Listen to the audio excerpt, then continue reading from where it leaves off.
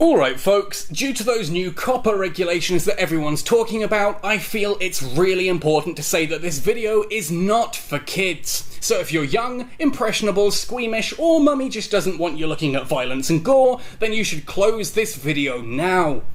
Still here? Cool. I won't tell if you won't. If, like me, you were gaming in the 90s, you might remember a time before age ratings. A time before Peggy and the ESRB started slapping codes onto boxes. This all changed in the mid to late 90s with games like Doom, Mortal Kombat, and Carmageddon. These were games whose violent and gory nature caused an outcry of controversy and ended up creating those rating boards. Oh, how times have changed. I've already covered how you can play Doom on your mobile phone, and Warner Bros. Released a Mortal Kombat for iOS and Android around about the time that Mortal Kombat 10 released. I should really cover that in a video sometime. And I recently discovered that Carmageddon is also available for free on mobile.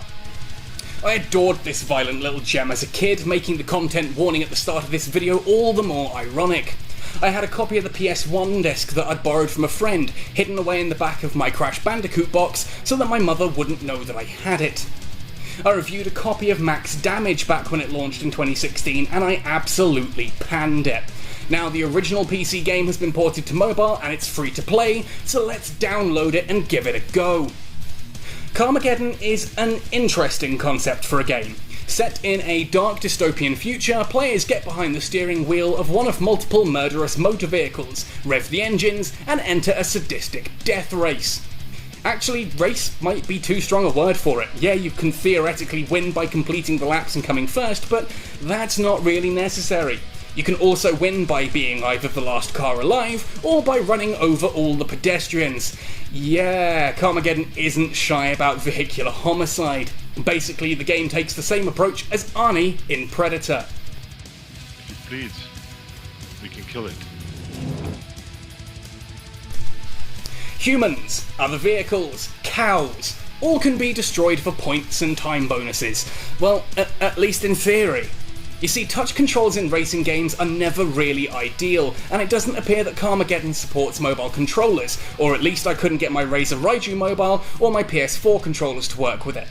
One of the big issues I had with Carmageddon Max Damage when I reviewed it was the steering, and it is really disappointing to see that absolutely nothing has been done to fix this. I really don't remember steering being this bad when I was younger, but it is absolutely atrocious here. In a dystopian game involving mowing down innocent civilians, it's really saying something that the controls are the most offensive aspect. Genuinely, on approaching a corner you have kind of two options. You can either slam the brakes and press the steering control hard enough to crack your phone screen and then pray to whatever god you fancy that you somehow scrape through the bend. Or you can just give up on the concept of steering entirely, slam into the other side of the corner and let the building or railing do the work for you. Yeah, this is genuinely the most effective option most of the time. But on courses where there are corners without railings, prepare to get stuck in a trench for a long time whilst you wrestle with the controls to drive back out. Not fun. Graphically, nothing has been done to the original 1997 PC game either. On one hand, this does keep the game authentic, but on the other, this is kind of disappointing, as these weren't astonishing graphics when the game launched over 20 years ago. Carmageddon is an ugly looking game, even amongst mobile titles. The cars themselves, the focus of the game, are almost completely lacking in detail.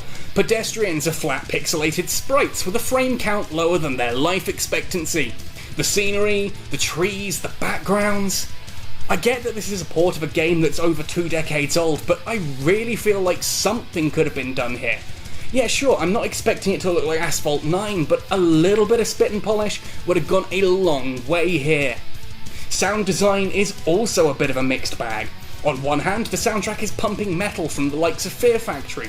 Zero Signal is actually one of my all-time favourite tracks, and I literally let out a squeal when I heard it playing in the background. But the constant screams from the pedestrians and the comments and whoops from your driver, yeah, those get annoying very quickly. There are literally 2 or 3 different sounds, so by the end of the first lap of the first race, you've already heard everything and are likely already getting irritated. Now, with all of that said, yeah, the game is completely free and I'm yet to encounter any microtransactions or adverts. Honestly, I want to recommend the game, I want to love it, but the experience is just so flawed and clunky that it's really hard to push past that for any form of enjoyment. Sure, whilst making this review, I did have a good giggle, and as a free game, well, you might enjoy it for a few minutes before uninstalling and moving on with your life. And I suppose it is an interesting look at gaming history, but there are just way too many flaws and a disappointing lack of polish for me to truly recommend it. Carmageddon could have been a fantastic romp of hyper-violent racing. With so many great mobile racing games out there, a bit of effort could have made this truly special, but instead, here we are with a lazy port of a 2-decade-old game which feels like it runs worse than the original. If you do give it a go, let me know your thoughts in the comments below, and for more mobile gaming thoughts and reviews, make sure to subscribe to this channel and ring that notification bell. Happy sailing, and see you all next time.